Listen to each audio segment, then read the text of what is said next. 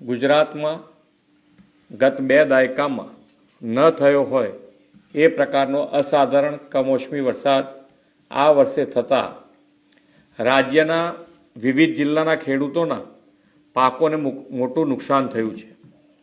આ સંદર્ભે મેં તથા મારા સાથી મંત્રીઓએ જુદા જુદા જિલ્લાઓમાં જઈને અસરગ્રસ્ત ખેડૂતોની સાથે પ્રત્યક્ષ વાતચીત કરીને તેમની સ્થિતિ જાણી હતી।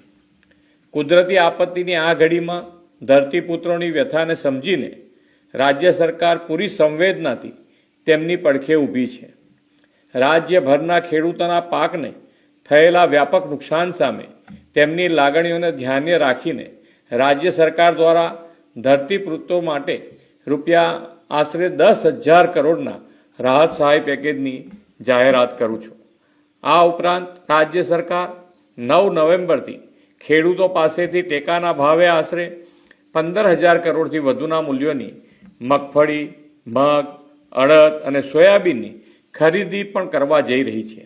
અન્નદાતાઓની આર્થિક સુખાકારીની ચિંતા પોતાના માથે લઈને રાજ્ય સરકાર તેમની સહાયતા માટે હંમેશા પ્રતિબદ્ધ હતી, છે અને રહેશે તેવો વિશ્વાસ આપું છું।